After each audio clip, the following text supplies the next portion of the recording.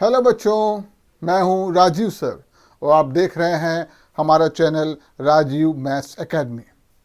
तो जो लोग हमारे चैनल पर नए हैं वो हमारे चैनल को सब्सक्राइब कर लें और बेल आइकन पर प्रेस कर दें, जिससे आने वाले वीडियोस की नोटिफिकेशन उनको मिल सके। तो आज शुरू करते हैं चैप्टर लीनियर इक्वेशंस इन टू वेरिएबल्स, अर्थात दो चर राशि में रैखिक समीकरण। तो सबसे पहले समझते हैं इस चैप्टर का ये नाम क्यों पड़ा, अर्थात ये चर राशियां यानी कि वेरिएबल्स क्या होते हैं और ऐसी इक्वेशंस को हम लीनियर इक्वेशन क्यों कहते हैं। तो चर राशि यानी कि वेरिएबल्स, वेरिएबल्स का अपोजिट होता है कांस्टेंट, जिसको बोलते हैं अचर। अचर राशि यानी कि कांस्टेंट।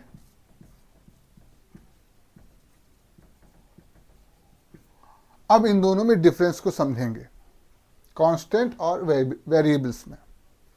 कांस्टेंट नंबर्स होते हैं जो कभी बदलते नहीं, जैसे कि 1, 2, 3, 4, 5 एक्सेट्रा। तो ये सारे नंबर्स के मान हमेशा फिक्स रहते हैं। 5 कभी बड़ा होकर 6 नहीं बनेगा, हमेशा 5 ही रहेगा। 4 हमेशा 4 रहेगा। तो कांस्टेंट का मतलब अचर, यानी जो न बदले, जो कभी न बदले वो अचर है, यानी कि कांस्टेंट। लेकिन जिसके मान हर सवाल में बदल सके वो होते हैं वेरिएबल्स, यानी कि चर राशियां। चर राशि यानी कि वेरिएबल्स का उपयोग हम लोग प्रश्नों में x, y, z या इंग्लिश के दूसरे अल्फ़ाबेट लिखकर करते हैं। अब किसी प्रश्न में x का मान 2 निकल सकता है, किसी प्रश्न में x का मान 5 भी निकल सकता है, या कुछ अन्य मान भी निकल सकता है। अर्थात इनके मान हर क्वेश्चन में बदलते रहते हैं, इसीलिए इनको कहते हैं चर राशियाँ, क्योंकि ये परिवर्तनशील हैं, लगातार चेंज हो सकते हैं। तो चर और अचर में यही डिफरेंस होता है। अब ये जो लीनियर इक्वेशंस होती हैं, इनको लीनियर इक्वेशन क्यों कहते हैं? क्योंकि इन इक्वेशंस में वेरिएबल्स की पावर 1 यूज होती है। x की पावर 1, y की पावर 1, z की पावर 1 या किसी अन्य अल्फ़ाबेट जो यूज करेंगे उसकी पावर 1। तो इक्वेशंस कैसे बनाई जाती हैं, इनका व्यापक रूप यानी कि जनरल फॉर्म कैसे होता है? इनका जो जनरल फॉर्म होता है वो होता है ax plus by plus c equal to 0। ये लीनियर इक्वेशन का जनरल फॉर्म होता है। यहाँ पर a, b और c ये क्या है? कांस्टेंट की तरह यूज किए जाते हैं, यानी क्वेश्चन में इनकी जगह पर कोई ना कोई संख्या लिखी होगी, x, y और a, b और c की जगह पे। तथा x और y क्या है? x एंड y है वेरिएबल्स। इस इक्वेशन में a, b, c कांस्टेंट हैं, x और y वेरिएबल्स हैं।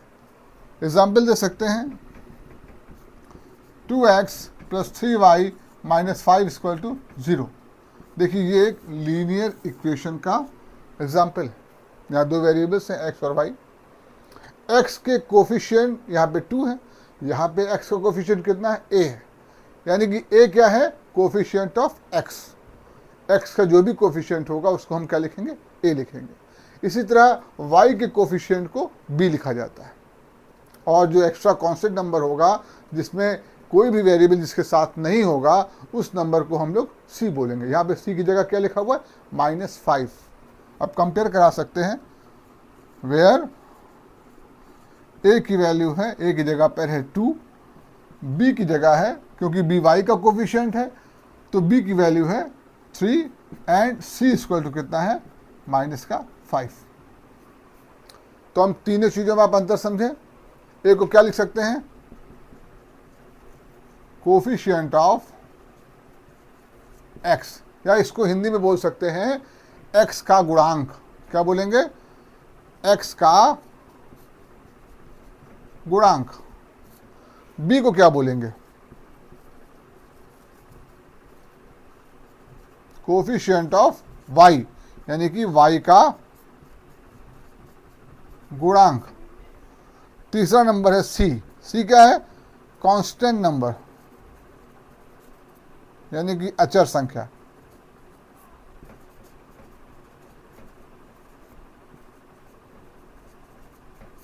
तो यहाँ ए बी सी के बारे में आपको हमने बताया कि ए क्या होता है, बी क्या होता है, सी क्या होता है। अब यहाँ पर जो इक्वेशंस होती हैं, यहाँ देखिए इक्वेशंस लिखा है, यानी कि यहाँ पे रैखिक समीकरण सिर्फ एक नहीं होती, यहाँ दो समीकरणों का एक जोड़ा होता है।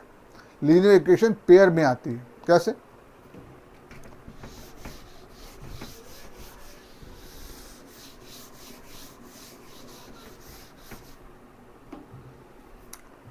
तो लीनियर इक्वेशंस का पेयर होता है, ऐसे लिखा जाता है a1x plus b1y plus c1 equal to 0। ये फर्स्ट इक्वेशन कहलाएगी। दूसरी इक्वेशन होगी a2x plus b2y plus c2 equal to 0। यहाँ पे देखिए आपके पास दो लीनियर इक्वेशंस आ गई हैं। इन दोनों लीनियर इक्वेशंस में जो कांस्टेंट हैं a1, b1 एंड c1, दूसरी इक्वेशन में a2, b2 और c2। ठीक, इनके नाम से आपको अंतर पता चल रहा है कि इक्वेशन 1 में जो x का कोफिशिएंट है वो a1 है, y का कोफिशिएंट b1 है, कांस्टेंट नंबर c1 है। इसी तरह सेकेंड इक्वेशन में x का कोफिशिएंट a2, y का कोफिशिएंट b2 और कांस्टेंट नंबर c2। अब इसमें सॉल्व करने पर x और y की जो वैल्यूज निकलेंगी वो कितनी होंगी, ये हम पहले ही पता कर सकते हैं बिना सॉल्व किए। इसके लिए हमको तीन कंडीशंस देखनी पड़ेंगी। Case 1, if a1 upon a2 and b1 upon b2, ये अगर दोनों इक्वल नहीं आते हैं, हमने a1 a2 की वैल्यूज देखी इक्वेशन में और b1 b2 की वैल्यू देखी, उन दोनों का रेशियो निकाला, अगर दोनों के रेशियो इक्वल नहीं आते हैं तो हम बोलते हैं इन इक्वेशंस का यूनिक सॉल्यूशन होगा।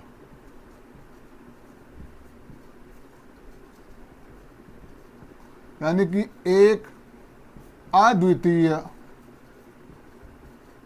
हल, x और y के एक ही एक मान निकलेंगे अगर ये कंडीशन आती है तो, केस 1 में। केस 2 देखते हैं।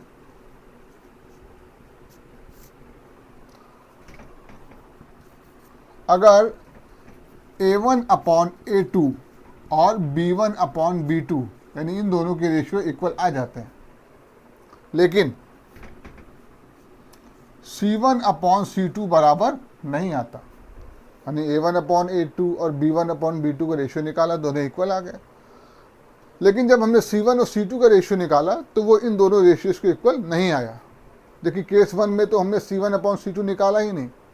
अगर ये दोनों इक्वल नहीं आएंगे तो c1 अपॉन c2 निकालने की ज़रूरत ही नहीं है। और अगर दोनों इक्वल आ गए, a1 अपॉन a2 और b1 अपॉन b2, तो फिर हम c1 अपॉन c2 भी निकाल के देखेंगे। तो अगर ये इन दोनों की इक्वल नहीं आया तो क्या कंडीशन होगी, तो कंडीशन होती है नो सॉल्यूशन। इसका मतलब यहाँ कोई हल नहीं निकलेगा, कोई हल नहीं। हल का मतलब क्या होता है, सॉल्यूशन, यानी कि x और y की वैल्यूज, x और y की कोई वैल्यूज आप निकाल नहीं पाओगे तो क्वेश्चन सॉल्व ही नहीं होगा, फिर यही एंड हो जाएगा। केस 3, एक केस है और है इसमें। If a1 upon a2 equal to b1 upon b2 और equal to c1 upon c2, यानी कि ये तीनों ही रेशियो अगर इक्वल आ जाए तो क्या होगा, तो होता है इनफाइनाइट मैनी सॉल्यूशन, यानी अनंत रूप से अनेक हल, अनंत रूप से अनेक हल। ये कंडीशन आ जाती है। असल में जो इक्वेशंस होती हैं ये लाइन को रिप्रेजेंट करती हैं, इसीलिए इनका नाम भी है लीनियर इक्वेशन। एक लाइन ये बन रही है, एक लाइन ये बन रही है, लाइंस बनती हैं। ठीक है, तो जो केस 1 में क्या होता है, ये दोनों लाइंस एक दूसरे को कट करती हैं, इंटरसेक्ट करती हैं, और लाइंस का जो इंटरसेक्टिंग पॉइंट होता है यही पॉइंट कहलाता है सॉल्यूशन। तो यहाँ पे दोनों लाइन सिर्फ एक पॉइंट पे कट करेंगी, इसलिए इसका एक सॉल्यूशन निकलता है, यानी कि यूनिक सॉल्यूशन निकलता है। केस 2 में क्या होता है, ये दोनों लाइंस पैरेलल होती हैं। कैसे होती हैं? पैरेलल, समांतर, कहीं काटेंगे नहीं एक दूसरे को। जब लाइंस हम पैरेलल रहेंगी, एक दूसरे को कहीं काटेंगी ही नहीं, तो इन दोनों का कोई सॉल्यूशन नहीं निकलेगा। इसीलिए ऑप्शन क्या है इसमें? नो सॉल्यूशन, कोई हल नहीं। केस 3 में क्या होता है, पहली लाइन पर ही जब दूसरी लाइन बन जाए, यानी दोनों लाइनें एक दूसरे पर आ जाए, कोइंसिडेंस हो जाए पूरी तरीके से, दोनों लाइन एक दूसरे पर ही आ जाए, तो देखिए हर पॉइंट एक सॉल्यूशन, हर पॉइंट क्या है? एक सॉल्यूशन है। इसका मतलब यहाँ पे इनफाइनाइट मैनी सॉल्यूशंस निकलते हैं, अनंत रूप से अनेक हल। क्योंकि लाइन का जो विस्तार होता है वो सीमित नहीं होता है, लाइन को कितना भी लंबा बनाया जा सकता है। इतना ही नहीं कि लाइन इतनी ही बड़ी होगी, लाइन और बड़ी हो सकती है। इसका फैलाव दोनों तरफ होता है। तो आपने देखा है 3 केसेस जिसमें हम ये जान पाए कि लीनियर इक्वेशन को सॉल्व करने पर कितने कितने सॉल्यूशन निकल सकते हैं। तो आइए इन केसेस को हम एक एग्जाम्पल के जरिए समझते हैं। एग्जाम्पल लिया हम लोगों ने 5x + y - 3 = 0, 10x + 2y + 9 = 0, equation 1 and equation 2। तो पहले तो हम फर्स्ट इक्वेशन में a1, b1 और c1 की वैल्यूज देखेंगे। a1 है पहली इक्वेशन में x का कोफिशिएंट जो कि 5 है, और b1 क्या है? y का कोफिशिएंट। यहाँ y का कोई भी कोफिशिएंट आपको नहीं दिख रहा है, देखिए खाली जगह यहाँ पे, प्लस y, तो b1 की जगह y नहीं लिख दोगे। y के साथ अगर कोई कोफिशिएंट नहीं है तो उसका कोफिशिएंट क्या होगा? 1, तो b1 की वैल्यू आ गई 1। कांस्टेंट नंबर है -3। इसी तरह सेकेंड इक्वेशन में हम देखेंगे a2 है 10, x का कोफिशिएंट 10 है, b यानी b2 कितना है? y का कोफिशिएंट 2, c2 की वैल्यू है +9। हमको क्या करना है? तो 3 केस बताए थे हमने आपको, तीनों ही केस में आपको a1/a2, b1/b2 एंड c1/c2 निकालना पड़ेगा। तो पहले निकालते हैं a1/a2, ये रेशियो 5/10। देखिए 5 और 10 दोनों ही 5 से डिविजिबल हैं, तो इसकी वैल्यू आ गई 1/2। अब निकालते हैं b1/b2। b1 की वैल्यू है 1 और b2 की वैल्यू है 2। ऑलरेडी ये सिंप्लीफाइड है, हाँ, सिंपलेस्ट फॉर्म में है। फिर निकालेंगे हम c1/c2। c1 की वैल्यू है -3, c2 की वैल्यू है +9। हम देखिए यहाँ पे 3 और 9 दोनों ही 3 की टेबल से डिवाइड हो सकते हैं। 3 1 जा 3, 3 3 जा 9। अब हम देखते हैं कि a1/a2 और b1/b2 दोनों की वैल्यूज कितनी है? 1/2। लेकिन c1/c2 देखिए यहाँ पे इक्वल नहीं है, इसकी वैल्यू है -1/3, तो लिख देंगे नॉट इक्वल टू c1/c2। तो बताइए कौन सा केस आया? हमने जो 3 केस पढ़े थे, पहले केस में हमने बताया था कि अगर a1/a2 और b1/b2 इक्वल नहीं है तो यूनिक सॉल्यूशन होगा। लेकिन अगर a1/a2, b1/b2 इक्वल है और c1/c2 इक्वल नहीं है तो क्या कहते हैं? तो लिखते हैं नो सॉल्यूशन, यानी इसका कोई हल नहीं होगा, कोई हल